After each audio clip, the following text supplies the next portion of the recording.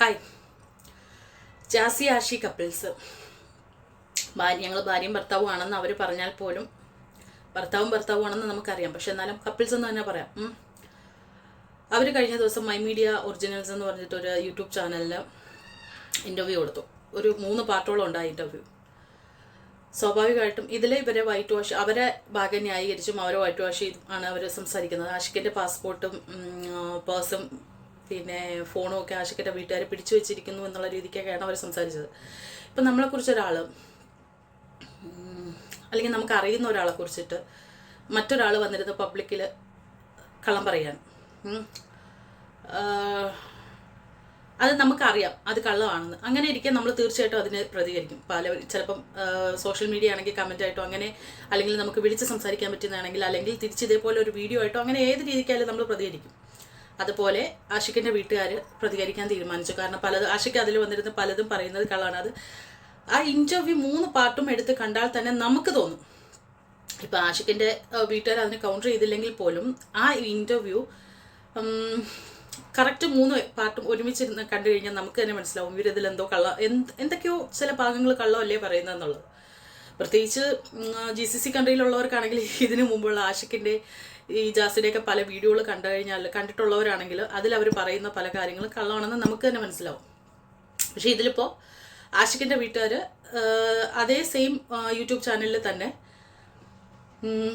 അതിനെതിരെ സംസാരിച്ച വീട്ടുകാർ മീൻസ് കോണ്ടാക്ട് ചെയ്ത ബ്രദേഴ്സ് ആണെങ്കിലും വീഡിയോയിൽ ലൈവ് ഇൻ്റർവ്യൂ ആയിട്ട് എടുക്കുന്നത് ഉമ്മാടെയാണ്, സംസാരിക്കുന്നുണ്ട്. അതിലവർ കരയുന്ന കണ്ടിട്ടുണ്ടല്ലോ.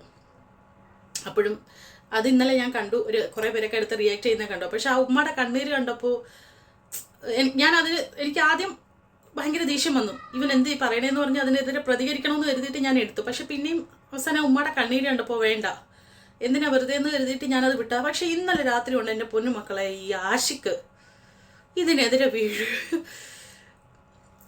വീഡിയോ ആയിട്ട് വന്നു.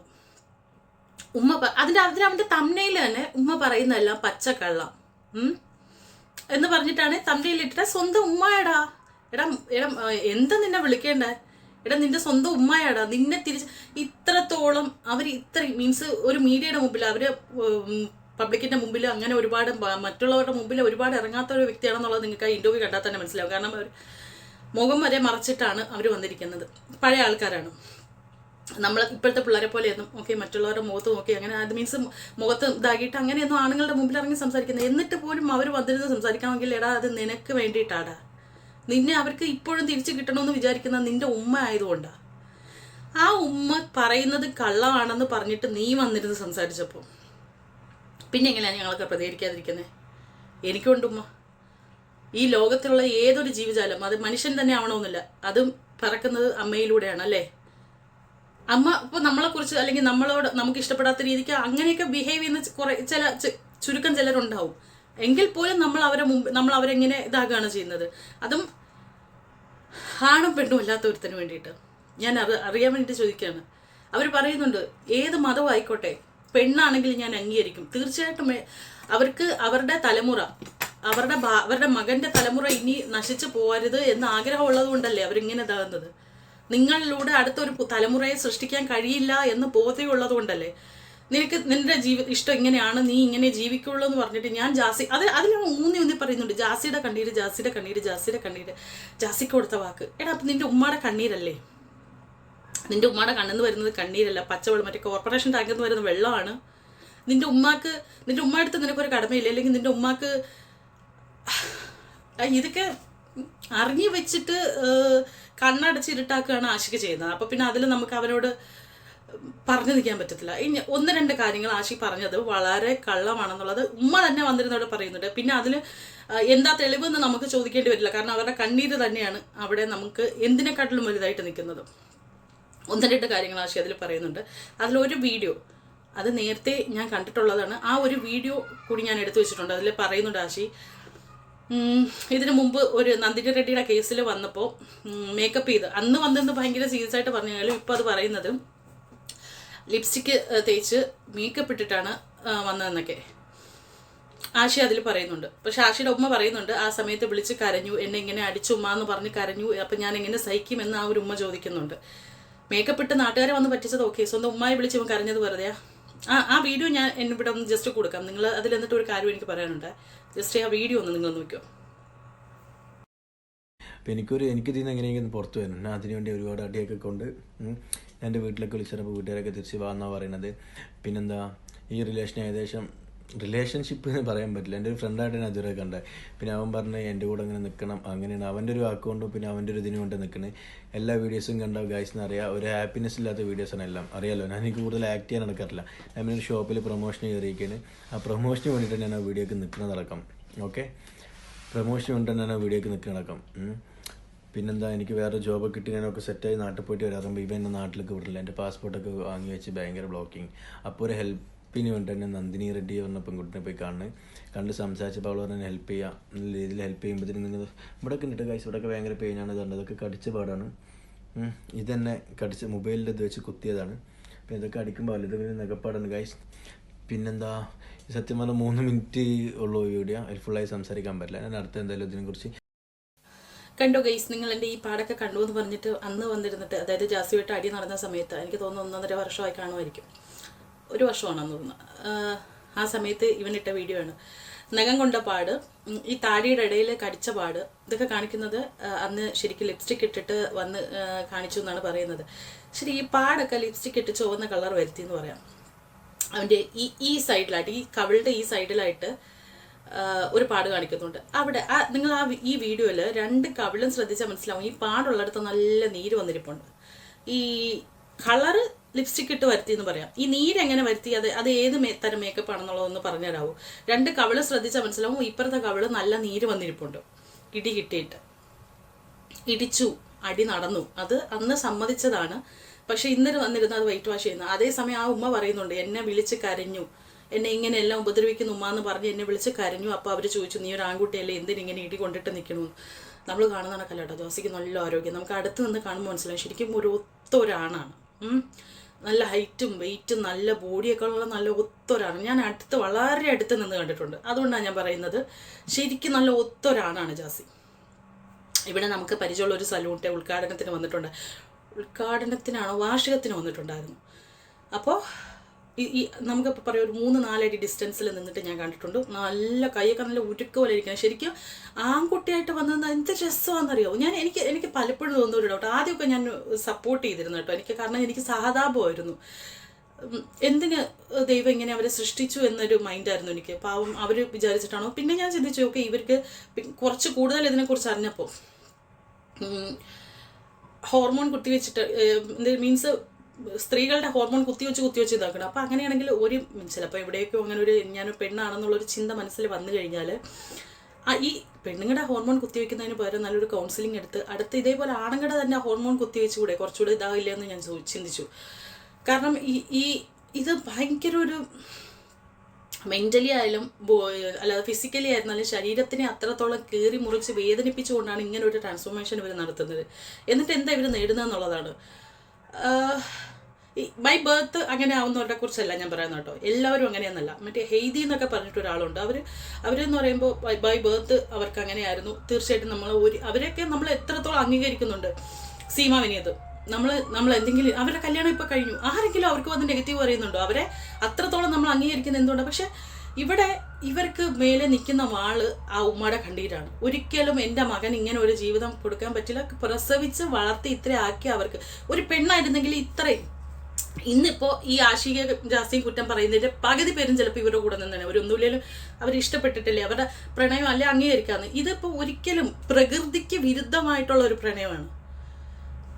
ഒരു പല തരത്തിലുള്ള നെഗറ്റീവ് ചിന്ത നമ്മുടെ എല്ലാവരുടെയും മനസ്സിൽ വരും. പക്ഷെ അതിനെയൊക്കെ അടക്കി നിർത്താൻ കഴിയുന്നിടത്താണ് നമ്മൾ മനുഷ്യരും മൃഗങ്ങളും തമ്മിലുള്ള വ്യത്യാസം വരുന്നത്. അവിടെയാണ് പല തരത്തിലുള്ള നെഗറ്റീവ് ചിന്ത എല്ലാം നമ്മുടെയൊക്കെ മനസ്സിൽ വരും. ഇപ്പം നമ്മൾ വളരെ പാവപ്പെട്ടവനായിട്ട് ജീവിക്കുന്നു, നോക്കുമ്പോൾ ഒരു പണക്കാരുടെ കയ്യിൽ കുറേ പണം, എന്നാൽ പിന്നെ ആ പൈസ തട്ടിപ്പറിക്കാമെന്ന് പറഞ്ഞ് ചെല്ലുമ്പോഴത്തേക്കും അയാൾ എതിർക്ക് നിൽക്കുമ്പോൾ അയാളെ ചിലപ്പോൾ എനിക്ക് എത്രയും പൈസ കിട്ടുന്നതിന് തടസ്സമായി നിൽക്കണമെന്ന് പറഞ്ഞാൽ ആ മനുഷ്യനെ ചിലപ്പോൾ അങ്ങനെയൊക്കെ ക്രൂരനും മൃഗങ്ങളും ആ മനുഷ്യന് സംഭവിക്കും. പക്ഷെ ഒരു മനുഷ്യന്റെ ജീവൻ എടുക്കാനും നമ്മൾ അധ്വാനിക്കാത്ത മുതൽ നമുക്ക് വേണ്ട എന്ന് ചിന്തിക്കാനും കഴിയുന്നിടത്താണ് മൃഗങ്ങളും മനുഷ്യനും തമ്മിലുള്ള വ്യത്യാസം വരുന്നത്. അങ്ങനെയൊക്കെ പല ചിന്തകളും ഭയങ്കരമായിട്ട് കഷ്ടപ്പെട്ട് ബുദ്ധിമുട്ടിയിരിക്കുന്ന സമയത്ത് പലരും ചിന്തിക്കും, എന്നാൽ ഒരു ബാങ്ക് കയറി കൊള്ളയടിച്ചാലോ. പക്ഷെ അതിന്റെ പിന്നിൽ വരുന്ന എന്താണ് ആഫ്റ്റർ എഫക്റ്റ് എന്നൊക്കെ ചിന്തിച്ച് അതിൽ നിന്നെല്ലാം പിന്മാറി മനസ്സിനെ കൺട്രോൾ ചെയ്ത് ഈ പ്രശ്നങ്ങളൊക്കെ കടന്നു പോകുമെന്നും പറഞ്ഞ് ഒരു ഭൂരിഭാഗം പേരുടെ മനസ്സിൽ വന്നിട്ടുണ്ടാകുന്ന ഒരു ചിന്തയാണ് ഏതെങ്കിലും ബാങ്ക് കൊള്ളയടിച്ചാലോ അല്ലെങ്കിൽ എന്തെങ്കിലുമൊക്കെ ഇത് ചെയ്താലോ. മനുഷ്യൻ അത്രത്തോളം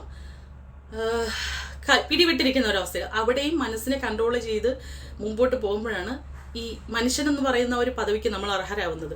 അതുപോലെ ചിലപ്പോൾ ഒരു അട്രാക്ഷൻ തോന്നിയിട്ടുണ്ടാവാം. മനുഷ്യ മനസ്സിനോളം സങ്കീർണമായിട്ടുള്ള ഒന്നും ഇല്ല എന്നുള്ളത് നമ്മൾ പറയുന്ന വെറുതെ ഒന്നുമല്ല. അവിടെ ഞാനൊരാണാണ്, അവനൊരാണാണെന്ന് തിരിച്ചറിവ് വരണമായിരുന്നു, അത് വന്നില്ല. അവിടെയാണ് മനുഷ്യൻ എന്ന പദത്തിന് നിങ്ങൾ അർഹരല്ലാതായി പോയത്. എന്തുകൊണ്ടിങ്ങനെ പറയുന്നു? ഇപ്പോൾ കുറേ പേര് വന്ന് കമന്റ് ബോക്സിൽ ചോദിക്കുമായിരിക്കും, അങ്ങനെയല്ല, അവർ മനുഷ്യരല്ലേ, അവർക്ക് ജീവിക്കാൻ അനുവാദമില്ലേ? പ്രകൃതിക്ക് നമ്മുടെ ഈ നിലനിർത്തുന്ന നമ്മുടെ ഈ ഭൂമി അല്ലെങ്കിൽ മനുഷ്യനെ ഈ ബാക്കി എല്ലാ ജീവജാലങ്ങളെയും നിലനിർത്തുന്ന പ്രകൃതിക്ക് ഒരു നിയമമുണ്ട്. ആ നിയമത്തിന് അനുസൃതമായിട്ട് നമ്മൾ ജീവിക്കുമ്പോഴാണ് പ്രോപ്പറായിട്ട് മുമ്പോട്ട് പോകുന്നത്.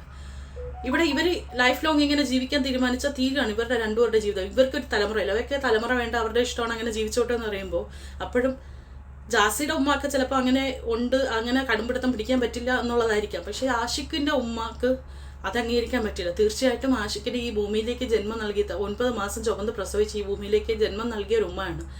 അവരുടെ ആവശ്യം ന്യായമായ സ്ഥിതിക്ക് നമുക്കൊക്കെ അവരെ സപ്പോർട്ട് ചെയ്തേ പറ്റുള്ളൂ. ഇനി പടച്ച തമ്പുരാൻ, പിന്നെ ആഷിഖ് ഒരു വാക്ക് പറയുന്നുണ്ട്, പടച്ച തമ്പുരാൻ ഇറങ്ങി വന്നാൽ പോലും ഞാൻ ജാസി വിട്ട് പോകണമെന്ന്. അങ്ങനെയൊന്നും ഉറപ്പിച്ച് പറയില്ല ആശി. പടച്ച തമ്പുരാൻ ഇറങ്ങി വരണമെന്നൊന്നുമില്ല. ഒരു നിമിഷം ഒന്ന് നീ ചിന്തിച്ചാൽ മതി. നീ പിന്നെ അടുത്ത് ഈ താഴോട്ട് ഇങ്ങനെ വെളിയിലോട്ട് വിടുന്ന ശ്വാസം നീ അടുത്ത് മേലോട്ട് വലിക്കത്തില്ല. അങ്ങനെ ഉള്ളപ്പോൾ നീ പടച്ചറപ്പിനെ വെള്ളി വിളിക്കല്ലേ? പടച്ച തമ്പുരാൻ ഇറങ്ങി വന്ന് പറഞ്ഞാലും ഞാൻ ജാസി വിടത്തില്ല, കാരണം ഞാൻ ജാസിക്ക് വിടുത്ത വാക്ക്. അതേ പടച്ച തമ്പുരാൻ നിന്നെ ഇട്ട് കൊടുത്തത് ആ ഉമ്മയുടെ വയറ്റിലോട്ടാണ് അല്ലേ?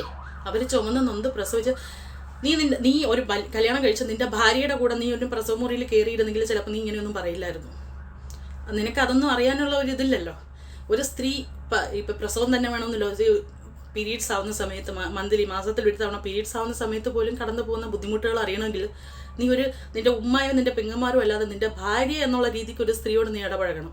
അപ്പോഴേ നിനക്ക് അതിനെക്കുറിച്ച് മനസ്സിലാവുള്ളൂ, എന്തൊക്കെയാണ് അവർ കടന്നു പോകുന്നത്. അപ്പം നീ ചിന്തിക്കുക, എൻ്റെ ഉമ്മ ഇതിലൂടെയൊക്കെ ആണല്ലോ കടന്നു വന്ന് എനിക്ക് ജന്മം നൽകിയതെന്ന്. അങ്ങനെ ചിന്തിക്കാൻ നിനക്കൊരു അവസരം. നീ വെറും ഒരു പൊട്ടനാണ്. നിനക്ക് ചിന്തിക്കാനൊന്നും കഴിവില്ലാത്തൊരു പൊട്ടനായിട്ടാണ്. എനിക്ക് ആദ്യം സത്യം പറഞ്ഞാൽ ഭയങ്കര ദേഷ്യമായിരുന്നു നിന്നോട്. ജാസിയെ മുതലെടുക്കി കൂടെ നടക്കുന്ന ഒരു വ്യക്തി എന്നുള്ള രീതിക്ക് എനിക്ക് നിന്നെ ഭയങ്കര ദേഷ്യമായിരുന്നു. നിനക്ക് വിയർപ്പിൻ്റെ അസുഖമുള്ളതാണ്. നിന്റെ ഉമ്മ തന്നെ പറയുന്നുണ്ട്, നീ 4 മണിക്ക് ശേഷമല്ല നീ വെളിയിറങ്ങത്തില്ല, നീ വെയിലുള്ളൂല്ല എന്ന്. അപ്പം സെൽഫ് കെയർ, എത്രത്തോളം സെൽഫിഷ് ആൻഡ് സെൽഫ് കെയർ ആയിട്ടുള്ള ഒരു പേഴ്സണാണ് നീ.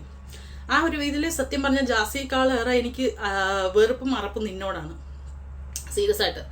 അതും എന്നിട്ട് പക്ഷെ ഞാനത് പബ്ലിക്കായിട്ട് വന്ന് വീഡിയോ ചെയ്യണമെന്ന് കരുതിയല്ല. പക്ഷെ നീ ഇന്നലെ നിന്റെ തന്നയിലുണ്ടല്ലോ, ഞാൻ ഈ വീഡിയോ എടുക്കുന്ന ജാസ്തി അറിയുന്നില്ല. അത് നിന്റെ ആ വീഡിയോയിൽ 42 മിനിറ്റ് എന്തോടുള്ള വീഡിയോയിൽ 2 മിനിറ്റിന് ശേഷം ഒരു 2 മിനിറ്റിനും 3 മിനിറ്റിനും ഇടയ്ക്കുള്ള ഇതിൽ കൂടെ ആ സോഫയിൽ കൂടി ആണ് നടന്നു പോകുന്നതും പാത്രം എടുക്കുന്നതും തട്ടുന്നതിൻ്റെ മുട്ടുന്നതിൻ്റെയൊക്കെ സൗണ്ടും എവിടെയോ പിന്നെ അങ്ങോട്ട് പോയി. ഞാൻ ആ ടൈം ശ്രദ്ധിച്ചില്ല, ചെറുതായിട്ട് സൗണ്ട് കേട്ട പോലെ എനിക്ക് തോന്നി. പിന്നെ അതെൻ്റെ തോന്നലാവുന്ന കരുതി അത് ഞാൻ മെൻഷൻ ചെയ്തില്ല. 2 മിനിറ്റിനും 3 മിനിറ്റിനും ഇടയ്ക്ക് ആ സോഫയിൽ കൂടി നിഴലൊക്കെ പോകുന്നുണ്ട്. നീ ഇല്ലാത്ത സമയത്ത് നിന്റെ കൂടെ അതൊരാണായാലും പെണ്ണായാലും ഒരാളെ ജാസി നിർത്തില്ല എന്നുള്ളത് എല്ലാവർക്കും അറിയുന്ന ഒരു കാര്യമാണ്. അതുകൊണ്ട് ജാസി അറിഞ്ഞില്ല. പിന്നെ ആ തമ്മിലില്ല നിന്റെ ഉമ്മാക്കെതിരെ നീ അപ്പം ജാസി ഇല്ലെങ്കിൽ ആ തമ്മിൽ ക്രിയേറ്റ് ചെയ്തത് നീയാണ്. നിന്റെ ഉമ്മാക്കെതിരെ എൻ്റെ ഉമ്മ പറയുന്ന ആഷിയുടെ ഉമ്മ പറയുന്നതെല്ലാം പച്ചക്കള്ളം എന്ന് പറഞ്ഞപ്പോൾ എന്നിട്ട് നീ ടൈപ്പ് ചെയ്തിട്ട് നീയാണ്. എന്നിട്ട് നീ വീഡിയോയിൽ എന്ന് പറയുന്നത് ഓപ്പോസിറ്റ് നിൽക്കുന്ന എൻ്റെ ഉമ്മയാണ്, അതുകൊണ്ട് എല്ലാം എനിക്കങ്ങനെ പൊളിച്ചതാക്കാൻ പറ്റില്ല, അപ്പോൾ എൻ്റെ ഉമ്മ കള്ളം പറയണമെന്നാവുന്നു. നീയാണ് കള്ളം പറയുന്നതെന്നുള്ളത് ആ 2 വീഡിയോയും കണ്ടെടുത്ത് വെച്ച് കഴിഞ്ഞാൽ ആ ഉമ്മയുടെ ഇന്റർവ്യൂ തന്നെ കാണുന്നില്ല, നിന്റെ വീഡിയോ കണ്ടിരുന്ന ഒരാൾക്ക് മനസ്സിലാവും. പ്രത്യേകിച്ച് നിന്റെ മുൻകാല വീഡിയോകൾ കണ്ടിട്ടുള്ള ഒരു വ്യക്തികളാണെങ്കിൽ ഉറപ്പ് മനസ്സിലാവും നീ തത്തത്ത ആണ് സംസാരിക്കുന്നതെന്നുള്ളത്. പിന്നെ ഉമ്മ കള്ളമാണെന്ന് പറഞ്ഞ് ഉമ്മ പറഞ്ഞതെല്ലാം കള്ളമെന്ന് പറഞ്ഞ് തമ്മിലിട്ട് നീ ചെയ്ത വീഡിയോയിലും ആകെ ഒരു കാര്യം പറയുന്നുണ്ട്, എൻ്റെ ഫോണും പേഴ്സും ഒക്കെ പിടിച്ചു വെച്ച് ഇപ്പോഴും അവരുടെ കയ്യിലാണ് എന്നുള്ളതല്ലാതെ ബാക്കി ഒരൊറ്റ കാര്യവും ഉമ്മ പറഞ്ഞത് കള്ളമാണെന്ന് തെളിയിക്കുന്ന രീതിക്ക് മറത്ത് തെളിവായിട്ടല്ല, അങ്ങനെയല്ല, ഇങ്ങനെയാണെന്ന് പറയാൻ പോലും നിനക്കില്ല. നീ എന്നെ കൊണ്ട് ജാസിയല്ലേ ഇത് ചെയ്യിക്കുന്നത്, ഞാൻ എന്നെ ജാസി പിടിച്ചല്ലേ വെച്ചേക്കുന്നത്, അങ്ങനെയാണ് ഇങ്ങനെയാണെന്ന് പറഞ്ഞ് ജാസി ജാസി ജാസി. ആ ഒരു 42 മിനിറ്റ് വീഡിയോയിൽ നീ ഒരു 40,000 വട്ടമെങ്കിലും ജാസി ജാസി ജാസി എന്ന് പറഞ്ഞിട്ടാണ് ജാസിയുടെ കണ്ടീരി ജാസിക്ക് കൊടുത്ത വാക്ക്. നിനക്ക് നിന്റെ ഉമ്മയോടും പാപ്പായോടും ഒരു കടമയോ അല്ലെങ്കിൽ ഒരു കടപ്പാടോ ഒന്നും ഇല്ലാത്ത പോലെയാണ് നീ സംസാരിക്കുന്നത്. നിന്നെപ്പോലെ ഒരു മകനെ അവർക്ക് കിട്ടിയതിൽ എന്തെങ്കിലും അവർക്ക് ഓർമ്മ ഉണ്ടാവുകയോ ഇല്ലാതെയോ അവരെന്തെങ്കിലും പാപം ചെയ്തിട്ടുണ്ടാവും. അതല്ലാതെ നിന്നെപ്പോലൊരു മകനെ ഒരിക്കലും അവർക്ക് കിട്ടില്ല. കാരണം പബ്ലിക്കിന്റെ മുമ്പിൽ പരസ്യമായി നീ വന്ന് നിന്റെ ഉമ്മയെ തള്ളിപ്പറയാണ് ചെയ്യുന്നത്. തീർച്ചയായിട്ടും ഞാൻ എൻ്റെ ഉമ്മയെ എപ്പോൾ എവിടെ തള്ളിപ്പറഞ്ഞു എന്ന് നീ ചോദിക്കാതെ. ഉമ്മ പറഞ്ഞതെല്ലാം പച്ചക്കളം. നിന്റെ വീഡിയോയിൽ നീ പറയുന്നുണ്ട് ജാസി ഇവിടെ ഇല്ല, ജാസി അറിഞ്ഞിട്ടില്ല എന്ന്. അപ്പോൾ ആ തംബ്നെയിൽ നീ തന്നെ എഡിറ്റ് ചെയ്തതാണ്. നീ എഡിറ്റ് ചെയ്ത തംബ്നെയിൽ നീ കൊടുത്തിരിക്കുന്നത് ഉമ്മ പറഞ്ഞതെല്ലാം പച്ചക്കളം. അവിടെ നീ പരസ്യമായിട്ട് നിന്റെ ഉമ്മയെ തള്ളിപ്പറയാണ് ചെയ്തത്. ഞാൻ തെളിവോടുകൂടി ഞാൻ കാണിച്ചത് ഇതാണ്. നിന്റെ വീഡിയോയിൽ നീ പറഞ്ഞ ലിപ്സ്റ്റിക്ക്, ഇതിന് മുമ്പുള്ള ഇന്റർവ്യൂവിൽ നീ പറയുന്നുണ്ട് ലിപ്സ്റ്റിക്ക് തേച്ചിട്ടാണ് ഞാൻ അടിച്ചു എന്ന് പറഞ്ഞു വന്നിട്ട് വീഡിയോ ചെയ്തതെന്ന്. നിന്റെ ആ കവിളിൽ ആ നീര് തന്നെയാണ് നിന്നെ അടിച്ചു എന്നുള്ളതിന് ഈ ഒരു വീഡിയോ മാത്രമേ എനിക്ക് കിട്ടുള്ളൂ. ആ സമയത്ത് ഒരുപാട് വീഡിയോ ഉണ്ടായിരുന്നു, പക്ഷെ അതൊന്നും ഞാനിപ്പോൾ തപ്പിയിട്ട് കിട്ടിയില്ല. ഇൻസ്റ്റാഗ്രാമിൽ ഉണ്ടായിരുന്നു. അതായത് അടുത്ത ദിവസങ്ങളിൽ ഇട്ട വീഡിയോകളിൽ ഈ പാട് മങ്ങി വരുന്നതിൻ്റെയും ആ നീര് കുറഞ്ഞു വരുന്നതിൻ്റെയൊക്കെ. പക്ഷെ അത് ഞാൻ തപ്പിയിട്ട് കിട്ടിയില്ല ടിക്ടോക്കിൽ. ഒരുപാട് പഴയതായതുകൊണ്ട് എന്തോ കിട്ടില്ല. ഞാൻ നന്ദിനിയുടെ പേജിൽ നോക്കി, നന്ദിനി അത് ഇട്ടിട്ടുണ്ടോന്ന്. പക്ഷെ ഇല്ല, അത് മുമ്പ് ഉണ്ടായിരുന്നു, പക്ഷെ ഇപ്പം അതില്ല.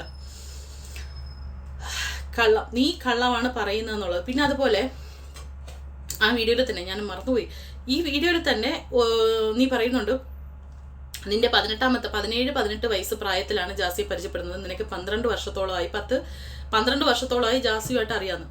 അപ്പം അങ്ങനെയാണെങ്കിൽ ജാസിയുടെ കല്യാണത്തിന് മുമ്പ്, അതായത് ഒരു പെൺകുട്ടിയെ കല്യാണം കഴിക്കുന്നതിന് മുമ്പ് നിങ്ങൾ തമ്മിൽ റിലേഷനുണ്ട്. അപ്പം നീ പറഞ്ഞു ജാസിയെ പരിചയം, നിനക്ക് പറഞ്ഞുറപ്പിച്ച് വെച്ചൊരു കല്യാണം നീ കൂടി നിങ്ങളുടെ തമ്മിലുള്ള ഫോട്ടോസ് അയച്ചു കൊടുത്ത് ആ കുട്ടിയുടെ പെൺകുട്ടികളുടെ വീട്ടുകാർക്ക് അയച്ചു കൊടുത്ത് കല്യാണം മുടക്കിയെന്ന് പറഞ്ഞു. അപ്പോൾ അതിന് നീ പറഞ്ഞ എക്സ്പ്ലനേഷൻ ഇങ്ങനെ ജാസിയോടാണ് എനിക്ക് താല്പര്യം വന്നിരിക്കെ ഞാൻ ആ കുട്ടിയോട് ജീവിതം തകർക്കുന്നത് ശരിയല്ലല്ലോ, കാണിക്കുന്നത് തന്തയില്ലായ്മയല്ലേ. തന്തയില്ലായ്മയെന്നല്ല, നീ എന്തോ ഒരു വാക്കാണ് പറഞ്ഞത്, പക്ഷെ ഞാൻ പറയണത് തന്തയില്ലായ്മയാണെന്ന്. അപ്പോൾ അങ്ങനെയാണെങ്കിൽ നിനക്ക് 30 വയസ്സ്, 29-30 വയസ്സെന്ന് പറയുന്നത്, ജാസിക്ക് 30-31 വയസ്സെന്ന് പറയുന്നത്. അപ്പോൾ നിന്റെ 17-18 വയസ്സിലാണ് നീ ജാസിയെ കാണുന്നതെങ്കിൽ ഉറപ്പായിട്ടും ജാസിക്കും 18-19 വയസ്സ് അല്ലേ. അപ്പോൾ ജാസിയുടെ കല്യാണം കഴിയുന്ന സമയത്തും നിനക്കും ജാസിക്കും തമ്മിൽ റിലേഷൻ ഉണ്ട്. പുറത്ത് ആർക്കും അറിയില്ല, പക്ഷെ നിങ്ങൾക്ക് റിലേഷൻ ഉണ്ടെന്ന് നിങ്ങൾ പറയുന്നു. അപ്പോൾ ജാസി കാണിച്ചത് എന്തായില്ലാമല്ലേ. ഇതിനു മുമ്പുള്ള ജാസിയുടെ വീഡിയോയിൽ വന്നിരുന്ന് പറയണം, ആ ഒരു സമയത്തൊക്കെ എൻ്റെ മാനസികമായിട്ട് എനിക്ക് അങ്ങനെ അറിയാമായിരുന്നു, പക്ഷേ എനിക്ക് പേടിയായിരുന്നു, ഇനി എൻ്റെ തോന്നലാണോ അങ്ങനെയൊക്കെ. നിങ്ങൾ തമ്മിൽ റിലേഷൻ ആണെങ്കിൽ ഒരിക്കലും ജാസിയുടെ തോന്നലാവില്ലല്ലോ. അതുകൊണ്ട് വീട്ടുകാരുടെ നിർബന്ധത്തിന് വഴങ്ങി ഞാൻ അത് കല്യാണം കഴിച്ചു. പക്ഷെ കല്യാണം കഴിച്ചതിന് ശേഷം എനിക്ക് മനസ്സിലായി അങ്ങനെ ഒട്ടും എനിക്ക് പറ്റില്ല എന്ന്. അതുകൊണ്ടും ഞാൻ ഒഴിഞ്ഞു വന്നാണ് പറയുന്നത്. അപ്പം നിങ്ങൾ തമ്മിൽ റിലേഷൻ ഉണ്ടായിരുന്നെങ്കിൽ അത് മനസ്സിൻ്റെ തോന്നലല്ല, ഞാൻ ഇങ്ങനെയാണ് എന്നുള്ളത് ജാസിക്ക് അറിയാം. അപ്പം ജാസിയ കാണിച്ച തന്തയില്ലായ്മയില്ലേ ഒരു സ്ത്രീയുടെ ഒരു കല്യാണം കഴിഞ്ഞു ചിലപ്പോൾ ഒരു അരമണിക്കൂറിൽ ആ ബന്ധം പിരിഞ്ഞാലും പിന്നെ ആ സ്ത്രീയുടെ ലേബൽ എന്താണെന്നറിയും, 2ാം കെട്ടുകാരി. ആണിനെ അത് എത്രത്തോളം ബാധിക്കുമെന്ന് അറിയില്ല, പക്ഷെ ആ പെൺകുട്ടിയുടെ ലേബൽ എന്ന് പറയുന്നത് 2ാം കെട്ടുകാരി എന്നാണ് അല്ലേ. അപ്പോൾ പിന്നെ ആ കാണിച്ച തന്തയില്ലായ്മയല്ലേ ഒരു കുട്ടിയുടെ ജീവിതം തീർത്തിട്ട്. ഫഹദാണെന്ന് തോന്നുന്നു, ഫഹദാണോ ആരോ പറയുന്ന കേട്ടോ ആ പെൺകുട്ടിക്ക്, അല്ലല്ല ഷെരീഫാണോ ഫഹദാണോ എന്ന് എനിക്കറിയത്തില്ല, പറയുന്ന കേട്ടോ ആ പെൺകുട്ടിക്ക് നട്ടലുള്ള 2-3 ആങ്ങളമാരുണ്ടായിരുന്നെങ്കിലും നിന്റെ ഈ പ്രശ്നമൊക്കെ അവർ തീർക്കുന്നതന്നെയെന്ന്. തീർച്ചയായിട്ടും ആ പെൺകുട്ടിക്ക് നല്ല ആങ്ങളമാരോ പിന്നെ പ്രശ്നങ്ങളൊന്നും വേണ്ടാന്ന് പറഞ്ഞ് ചിലപ്പോൾ അവർ ഒഴിഞ്ഞു പോകുന്നതായിരിക്കും. പക്ഷേ കാണിച്ചതിന് നിന്റെയൊക്കെ മുട്ടുകാലം അടിച്ചുടിക്കേണ്ട പരിപാടിയാണ്. നിങ്ങൾ തമ്മിൽ ആ സമയത്ത് റിലേഷൻ ഉണ്ട്. പക്ഷെ നിന്റെ ഉമ്മ വന്നിരുന്ന് പറയുന്നുണ്ട് നിങ്ങൾ തമ്മിൽ റിലേഷനായിട്ട് 3-4 വർഷമാവുള്ളൂ എന്ന്. ടിക്ടോക്കിൽ നിങ്ങൾ തമ്മിൽ വന്ന് കാണിച്ച് തുടങ്ങിയതിന് ശേഷം നിങ്ങൾ തമ്മിൽ റിലേഷൻ ആവുന്നൊക്കെ സമയത്ത് കാണിച്ചു തുടങ്ങിയിട്ട് ഈ പറയുന്ന പോലെ 3-4 വർഷമേ ആവുന്നുള്ളൂ. നിങ്ങൾ തമ്മിൽ 7-8-9 വർഷത്തോളം ആയ പ്രണയം, 14 വർഷത്തോളമായിട്ട് പരിചയമുണ്ട്, 12 വർഷത്തോളമായിട്ട് പരിചയമുണ്ട് എന്നൊക്കെയാണ് നിങ്ങൾ വന്നിരുന്ന വീഡിയോയിൽ പറയുന്നത്. അവിടെ തന്നെ അത് കള്ളാണെന്ന് പറഞ്ഞു. പിന്നെ ഒരു പോയിന്റ് കൂടെ ഞാൻ നോട്ട് ചെയ്ത് വെച്ചിരുന്നു, പക്ഷെ ഞാനത് മറന്നുപോയി. ഈ 3 വീഡിയോ ഡൗൺലോഡ് ചെയ്തിട്ട് കട്ട് ചെയ്ത് ഒന്ന് കാണിച്ചു തന്നിട്ട് എനിക്കിപ്പോൾ ഒന്നും നേടാനില്ല. നാളൊരു സമയത്ത് നീ ഇതിനൊക്കെ കണക്ക് പറയും. അതിന് മരിച്ച മേലെ പോകണമെന്നില്ല. ഈ ഭൂമിയിൽ നീ ഇതിനൊക്കെ കണക്ക് പറയാതെ പണ്ടായിരുന്നു കർമ്മ, പിന്നെ ഇപ്പം കർമ്മ ഉടനെയാണ്. ഇൻഷാ അല്ലാഹ് നമുക്ക് കാണാം. ഈ പബ്ലിക് പൊതുസമൂഹത്തിന് മുമ്പിൽ വന്നിട്ട് നിന്റെ ഉമ്മയെ നീ തള്ളി പറഞ്ഞതിന് ജാസിയിൽ നിന്ന് തന്നെ ഞാൻ പ്രാഗൊന്നുമില്ല കേട്ടോ, അത് ഞാൻ പറഞ്ഞതാണ്. കർമ്മ എന്ന് പറയുമ്പോഴത്തേക്ക് ചിലർ പറയും കർമ്മ ഈസ് ബ്ലഡി പിച്ചെന്ന്, ഉള്ളതാണ്. തീർച്ചയായിട്ടും നമ്മളൊക്കെ തന്നെ ഇന്ന് നിനക്കെതിരെ ഈ സംസാരിക്കുന്ന നമ്മളൊക്കെ തന്നെ അത് കാണും. എനിക്ക് ആക്ച്വലി ആ തമ്പനയിൽ കാണുന്നവരേക്കും ഞാൻ ഇങ്ങനെ ഒരു വീഡിയോ ചെയ്യണമെന്ന് കരുതിയല്ല. പക്ഷെ ഇവനൊക്കെ അതെങ്ങനെ സാധിച്ചു എന്ന് ഞാൻ ഇപ്പോഴും ചിന്തിക്കുകയാണ്. ഫോൺ വിളിച്ചിട്ട് ഉമ്മ നിങ്ങൾ അങ്ങനെ കാണിച്ചു ശരിയായില്ല എന്ന് പറഞ്ഞൊക്കെ എനിക്കെതിരെ എന്തിനു വന്നിരുന്ന് സംസാരിച്ചു. ഒരു പൊതുസമൂഹത്തിന്റെ മുമ്പിൽ സ്വന്തം മകനെതിരെ വന്നിരുന്ന് ഇങ്ങനെ സംസാരിക്കേണ്ടി വന്നത് തന്നെ ആ ഉമ്മയുടെ ഗതികേടാണ്. അങ്ങനെ ഇരിക്കെ തന്നെ ആ ഇന്റർവ്യൂ ഇറങ്ങിയ ആ തൊട്ടടുത്ത ദിവസം തന്നെ ഇവൻ അതേ തമ്പനയിൽ വെച്ചിട്ട് എൻ്റെ ഉമ്മ പറഞ്ഞതൊക്കെ കള്ളമെന്ന് പറഞ്ഞിട്ട് വന്ന് ഇവൻ ഇരുന്ന് ചെയ്തപ്പോൾ എത്രത്തോളം ഒരു അവസ്ഥയായിരിക്കും ആ ഉമ്മയുടെ എന്നൊന്ന് ചിന്തിച്ചു വയ്ക്കണം. അതും ചിലപ്പോൾ അവരുടെ കർമ്മയായിരിക്കാം. എല്ലാവരും പറയുന്നു ആശി നീ തിരിച്ചു പോകും നിന്റെ ഉമ്മ അങ്ങനെ എങ്ങനെയാണ്. പക്ഷെ ഞാൻ പറയട്ടെ, വെറും ചിലപ്പോൾ എനിക്ക് തോന്നുന്നു ജാസി ഇപ്പം നമ്മളൊക്കെ പറയുന്ന പോലെ ഒരു ചിലപ്പം അങ്ങനെ ആയിപ്പോയതാവാം. മനുഷ്യൻ്റെ മനസ്സിൽ ശരിയായ രീതിക്ക് ശരിയായ നേരത്തെ കൗൺസിലിങ്ങോ അതിൻ്റെ ട്രീറ്റ്മെൻറ്റോ കൊടുക്കാത്തതിൽ അവനിങ്ങനെ ആയിപ്പോയി. പക്ഷെ ജാസിയേക്കാൾ വെറും ക്രിമിനൽ മൈൻഡോ അല്ലെങ്കിൽ അത്രത്തോളം സെൽഫിഷ്, നമുക്ക് അങ്ങനെ തന്നെ പറയാം. ഈ സെൽഫ് ലവിൻ്റെ ഏറ്റവും എക്സ്ട്രീം ആകുമ്പോഴാണ് നമ്മൾ സെൽഫിഷ് ആണെന്ന് നമ്മൾ പറയുന്നത്. ആ ഒരു തരത്തിലൊക്കെ ജാസിയേക്കാൾ ഒരു പടി മുന്നിൽ നിൽക്കുന്നത് ആശയാണ്. ഞാൻ പറയട്ടെ, നമ്മുടെ മുമ്പിൽ വെച്ചിട്ട് ആ ഉമ്മ പറയുന്നുണ്ട്, നീ ഇങ്ങോട്ട് വാ മോനെ, നീ വന്നാൽ പാസ്പോർട്ട് തരാമെന്ന് പറയുമ്പോൾ ഞാൻ അവനെ വിടത്തില്ലടി എന്ന് ജാസി പറഞ്ഞു എന്ന്. അവനൊരാണായിരുന്നെങ്കിൽ, അവനൊരു മനുഷ്യജീവിയായിരുന്നെങ്കിൽ, അവൻ്റെ ഉമ്മയുടെ വരെ ഒരല്പം അറിയുന്നുണ്ടെങ്കിൽ ആ നിമിഷം അവർ തമ്മിലുള്ള റിലേഷൻ മുമ്പോട്ട് ചിലപ്പോൾ പോകുമായിരിക്കും. പക്ഷെ എന്നാൽ ആ നിമിഷം ജാസിയുടെ ചെകിട്ട് അടച്ചൊരെണ്ണം അവൻ കൊടുത്തിരുന്നെങ്കിൽ ഒരല്പമെങ്കിലും അവനോടത്ത് തോന്നായിരുന്നു. പക്ഷെ അവൻ അത് കേട്ടോണ്ടിരുന്നു. ജാസിയോട് സംസാരിച്ചുകൊണ്ടിരുന്ന സമയത്ത് ജാസി ഫോൺ മേടിച്ചു, ഞാൻ അവനെ വിടുന്നില്ലടി, നീ എന്ത് ചെയ്യുമെന്ന് ചോദിച്ചു എന്ന് ഉമ്മ കരഞ്ഞുകൊണ്ട് പറയുന്നു. ആ നിമിഷം ഞാനൊരു പെണ്ണായി പോയി എന്ന് പറഞ്ഞിട്ട് എൻ്റെ മുമ്പിൽ വെച്ചിട്ട് എൻ്റെ ഉമ്മായോ അപ്പായോ ഒരാൾ പറയത്തില്ല. അതിന് എന്തായാലും അത് എൻ്റെ ഉമ്മാക്ക് അത് ബോധ്യപ്പെട്ട കാര്യമാണ്. എൻ്റെ മുമ്പിൽ വെച്ചിട്ട് എൻ്റെ ഉമ്മായി ഒരാൾ പറഞ്ഞാൽ എന്തായിരിക്കും എന്നുള്ളത് എൻ്റെ മാതാവിന് അറിയാവുന്നൊരു കാര്യമാണ്. അതിനി ആരായാലും, പടച്ച തമ്പുരാൻ ഒഴിച്ച് വേറെ ആരായാലും അതെന്തായിരിക്കും അതിൻ്റെ ഒരു അനന്തരഫലം എന്നുള്ളത് എൻ്റെ ഉമ്മാക്ക് നേരിട്ട് ബോധ്യപ്പെട്ടതാണ്. അത് മതി എനിക്ക്. ഞാനൊരു പെണ്ണായിട്ട് കൂടി. പക്ഷേ ആശി, ഇവിടെ നീ ഒരാണായിരുന്നു, പക്ഷെ നീ അവിടെ ചെയ്യേണ്ടിയിരുന്നത് നീ ചെയ്തില്ല. അവിടെ തന്നെ നീ ഫെയിലിയർ ആണെന്നുള്ളത്, നീ വെറും വേസ്റ്റ് ആണെന്നുള്ളത് നീ അവിടെ തെളിയിച്ചു. എന്നിട്ട് മൂത്ത മോൻ വന്നപ്പോൾ ഉമ്മ കരഞ്ഞുകൊണ്ടിരുന്നിട്ട് എന്ത് പറ്റി, നിങ്ങൾ എന്തിനു കരയണമെന്ന് പറഞ്ഞപ്പോൾ ജാസി എന്നെ ഇങ്ങനെ പറഞ്ഞു മോനെ എന്ന്. അതൊക്കെ പറയുമ്പോൾ അവിടെ തൊണ്ടയിടർന്ന് കേൾക്കുമ്പോൾ അറിയാം അവരത് മാനിപ്പുലേറ്റ് ചെയ്ത് കള്ളം പറയുകയല്ല എന്നുള്ളത്, അത് സത്യമാണെന്നുള്ളത്. നീ ആ ഇൻ്റർവ്യൂ കണ്ടിട്ട് നിനക്ക് പിന്നെയും വന്നിരുന്നിട്ട് എൻ്റെ ഉമ്മ പറഞ്ഞൊക്കെ കള്ളമാണെന്ന് പറഞ്ഞിട്ട് നിനക്ക് പറയാൻ സാധിച്ചല്ലോ ആശി. അവിടെയാണ് നീ ഒരു മനുഷ്യനല്ലാതെ മൃഗമായി മാറുന്നത്. ഈ മൃഗങ്ങൾക്കൊരിതുണ്ട്, ഭക്ഷണം കഴിക്കുക, അക്രമ സ്വഭാവമുള്ള, അതായത് നരഭോജി, ഈ കടുവാസിംഹം അങ്ങനെയുള്ളതൊക്കെ ആണെങ്കിൽ മുമ്പിൽ കാണുന്ന എന്തിനേയും ആക്രമിച്ച് കീഴ്പ്പെടുത്തി കൊന്ന് ഭക്ഷിക്കുക. അല്ലാത്തതുങ്ങളാണെങ്കിലും സസ്യമൊക്കെ കഴിക്കുന്നതാണെങ്കിലും മീൻസ് ഈ എല്ലാ ഇതൊക്കെ കഴിച്ച് ജീവിക്കുന്ന മൃഗങ്ങളാണ്. ഏത് ടൈപ്പ് ഓഫ് മൃഗമാണെങ്കിലും തിന്നുക, ഉറങ്ങുക, പിന്നെ ഈ മീൻസ് മേറ്റിങ് നടത്തുക, ഇതൊക്കെയാണ് അവരുടെ ലൈഫ് എന്ന് പറയുന്നത്. നിന്റെ ലൈഫും നിനക്ക് അത് മാത്രമാണ്. നിനക്ക് നിന്റെ ലൈംഗിക സുഖവും നിന്റെ ഭക്ഷണവും നീ പറയുന്നുണ്ട് നിന്റെ സെൽഫ് കെയർ, നിന്റെ സൗന്ദര്യം നിനക്ക് ഭയങ്കര ഇതാണെന്ന്. നിന്റെ സൗന്ദര്യവും നോക്കി മുമ്പോട്ട് അത് മാത്രമേ ഉള്ളൂ. അതല്ലാതെ നിനക്ക് ചുറ്റും നിൽക്കുന്ന ആരും നിനക്കിതല്ല. ഇതിനെക്കാട്ടി ബെറ്റർ നിനക്ക് കുറച്ചുകൂടി സൗകര്യം തരുന്ന വേറൊരു വ്യക്തി വന്നാൽ ഈ ജാസി കളഞ്ഞിട്ട് നീ ഉറപ്പായിട്ട് പോകും. അത് 100% ഉറപ്പാണ്. ഇതുപോലൊരു ആൺകുട്ടി, ഒരു ആൺകുഞ്ഞ്, ഇപ്പോൾ പണ്ടൊക്കെ ആയിരുന്നു ഒരാണും പെണ്ണും പ്രേമിച്ചു കഴിഞ്ഞാൽ പ്രശ്നം. ഇപ്പോൾ ഒരു പെണ്ണും ആണും തമ്മിൽ സ്നേഹത്തിലാന്ന് കേൾക്കുമ്പോൾ ഹാവു ഭാഗ്യം എന്നും പറയേണ്ട അവസ്ഥ എത്തിയിട്ടുണ്ട്.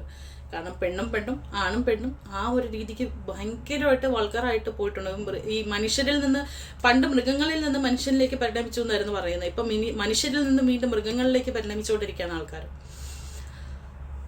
ഒരു പെണ്ണുമാണും തമ്മിലാണ് സ്നേഹത്തിലെന്ന് പറയുമ്പോൾ ആവു ഭാഗ്യം എന്ന് പറയുന്ന ഒരു അവസ്ഥയിലേക്ക് നമ്മളൊക്കെ എത്തിപ്പെട്ടിട്ടുണ്ടെന്ന് പറയുമ്പോൾ നമ്മുടെ സമൂഹത്തിൻ്റെ ഒരു അവസ്ഥയാണ്. ഇതിനെയൊക്കെ ഒരുപാട് കണ്ണടച്ച് സപ്പോർട്ട് ചെയ്യുന്നവരുണ്ട്. ഞാൻ പറയട്ടെ, ബൈ ബർത്ത് അങ്ങനെ ആവുന്നവരോട് നമ്മൾ ഒരിക്കലും അവരെ പിടിച്ചു നിർത്തി അവരോട് അകൽച്ച കാണിക്കുകയും ചെയ്തത്. അത് നമ്മൾ കാണിക്കുന്ന ക്രൂരത. അവിടെ നമ്മൾ മനുഷ്യരല്ലാതാവും. പക്ഷേ കുറച്ചുകൂടി കൂടുതൽ ജീവിത നിലവാരം മെച്ചപ്പെട്ടു. ഈ നാണം കെട്ടും പണം നേടുകൾ നാണക്കേടാ പണം മാറ്റിടുന്നൊരിതുണ്ട്. അങ്ങനെ നാണം കിട്ടും പണം എങ്ങനെയെങ്കിലും. ഇപ്പൊ ഇവര് സോഷ്യൽ മീഡിയയിൽ വന്ന് കത്തിക്കയറിയത് എന്തുകൊണ്ടാണ്? ജാസി മാത്രം വന്നതായി കഴിഞ്ഞാൽ ചിലപ്പോൾ ഇത്രത്തോളത്തില്ല. ജാസിയും ആഷിയും എന്നുള്ള രീതിക്ക് വന്നപ്പോഴാണ് ഇവരെ സോഷ്യൽ മീഡിയയിൽ ഇവരൊന്ന് രീതിക്ക് ഇപ്പൊ ഈ പറയുന്ന ഇന്റർവ്യൂ അല്ലെങ്കിൽ ഇനാഗ്രേഷൻ ആയിരുന്നാലും ഒക്കെ കിട്ടുന്നത്. അപ്പൊ അത്രയും നാണം കെട്ടും ലക്ഷറി ലൈഫ് നേടി കഴിഞ്ഞാൽ ആ നാണക്കേട് പണം മാറ്റിയിടുമെന്നുള്ള ഒരു രീതിക്കായിട്ട് എത്തിയിട്ടുണ്ട്. ഒരുപാട് പേര് അവരെ പൊക്കി പിടിച്ച് കൊണ്ട് നടക്കുന്നുണ്ട്. കഴിഞ്ഞ ദിവസം ഒരു സ്റ്റേജിൽ വെച്ചിട്ട് ഒരാള് ജാസ്തി കളിയാക്കിയപ്പോൾ ആങ്കർ കൂട്ടി വയ്ക്കുന്നുണ്ട്, നിങ്ങൾ മോയന്താണോ എന്ന് ചോദിച്ചിട്ട്. കാരണം അപ്പോൾ അവരെ അത്രത്തോളം അംഗീകരിച്ച് കൂടെ നിർത്തുന്നു എന്നുള്ളതാണ്. നമ്മൾ തള്ളിക്കളയാതിരിക്കാം, അംഗീകരിക്കാം, അവരങ്ങനെ ആയിപ്പോയി എന്നുള്ളതൊക്കെ. പക്ഷെ മറ്റൊരു കുടുംബത്തെ നശിപ്പിച്ചു കൊണ്ടാവരുത്. തീർച്ചയായിട്ടും ഇവിടെ ആഷിയുടെ കുടുംബത്തിന്റെ അത് ഏത് രീതിക്കാലും സമാധാനവും സന്ദേശവും. ആ ഉമ്മ പറയുന്നുണ്ട്, ഞാനിപ്പോൾ ഒരുവിധം അത്ര ഒഴിവാക്കാൻ പറ്റാത്ത ഒരിടത്തും ഞാൻ പോകാറില്ല. കാരണം മരുമോളുണ്ടോ, ചെറിയ മരുമോളുണ്ടോ എന്ന രീതിക്ക് അത് ഒരിക്കലും നാട്ടുകാരുടെ ഭാഗം കൂടി കെട്ടാൻ നമുക്ക് പറ്റത്തില്ല. ഒരുപാട് പേര് അങ്ങനെ ചോദിക്കുന്നു. അതിനെ എത്രത്തോളം ആ കുടുംബത്തിലെ ബാക്കി 2 സഹോദരങ്ങളുടെ ഭാര്യമാരായിരുന്നാലും ആ മക്കളായിരുന്നാലും ഒക്കെ സമൂഹത്തിൽ നേരിടേണ്ടി വരുന്ന ഒരു അവഗണനയ്ക്ക് കാരണം ഉറപ്പായിട്ടും ജാസിയും ആഷിയും തന്നെ. അങ്ങനെ ഒരു കുടുംബത്തിനെ ഉൾമനയിൽ നിർത്തിക്കൊണ്ട് അത്രത്തോളം ഒരു ചെളിക്കുണ്ടിൽ താഴ്ത്തിക്കൊണ്ടാവരുത് നിങ്ങളുടെ ലൈഫിൽ തിരഞ്ഞെടുക്കുക. ആഷി ഒരു പെൺകുട്ടിയെ, അത് ചിലപ്പോൾ വേറെ മതത്തിൽപ്പെട്ടതായിരിക്കും, അവരത്രത്തോളം ഒരു ഓർത്തഡോക്സ് ഫാമിലി എന്നുള്ള രീതിക്ക് മറ്റൊരു മതത്തിൽപ്പെട്ട പെൺകുട്ടിയെ കല്യാണം കഴിച്ചിരുന്നെങ്കിൽ പോലും കുറേ നാൾ ഇവർ ഒഴിവാക്കി നിർത്തിയാൽ പോലും പിന്നെ അവർക്കൊരു സമാധാനം ഉണ്ടാവുമായിരുന്നു. പക്ഷെ ഇത് വല്ലാത്തൊരു അവസ്ഥയാണ്. ആ ഉമ്മ തള്ളാനും വയ്യ കൊല്ലാനും വയ്യാത്തൊരു അവസ്ഥയിൽ അവർ വന്നിരുന്ന് കരയേണ്ടി വന്നത് അവരുടെ ഗതികേടാണ്. ഇങ്ങനെ ഒരു മകൻ ഇനി ഒരു ഉമ്മാക്കും പറക്കാതിരിക്കട്ടെ. ഞാനും ഒരു ആൺകുഞ്ഞിൻ്റെ ഉമ്മയാണ്. ഇങ്ങനെ നാളൊരു സമയത്ത് ഇങ്ങനെ ഒരു ഗതി എനിക്കും വരല്ലേ റബ്ബായ് എന്ന് ഞാൻ ആ ഉമ്മയുടെ വീഡിയോ കണ്ടപ്പോൾ ഞാൻ പ്രാർത്ഥിച്ചു. സീരിയസ് ആയിട്ട് ഞാൻ സത്യമായിട്ട് പറയണം, ആ ഉമ്മയുടെ അവസ്ഥ ഒരിക്കലും എനിക്ക് വരുത്തല്ലേ. ഇതുവരെയുള്ള എൻ്റെ 4 വയസ്സായ എൻ്റെ കുഞ്ഞിൻ്റെ ഒരു ഇത് കണ്ടിട്ട് എനിക്ക് അങ്ങനെയല്ല എന്ന് ഇപ്പോൾ ഞാൻ വിശ്വസിക്കുന്നു. പിന്നെ നാളൊരു സമയത്ത് അറിയില്ലല്ലോ, ഇങ്ങനെ വന്ന് കളിയാക്കിയത് കൊണ്ട് നിനക്ക് അങ്ങനെ കിട്ടിയാൽ നീ എന്ത് ചെയ്യുമെന്നൊക്കെ ചോദിച്ചുകൊണ്ട് വരുന്നവരോട് ഞാൻ ആ ഉമ്മയുടെ അവസ്ഥയിലാണ് സംസാരിച്ചത്. അല്ലാതെ ഈ ഒരു വിഭാഗത്തിനെ താഴ്ത്തിക്കെട്ടിയിട്ടല്ല. അത് മനസ്സിലാക്കാൻ കഴിയുന്നവർ മനസ്സിലാക്കുക, അല്ലാത്തവർ കമൻറ്റ് ബോക്സിൽ വന്ന് ചലിച്ചിട്ട് പൊയ്ക്കോളാം. I don't care. Okay, thank U.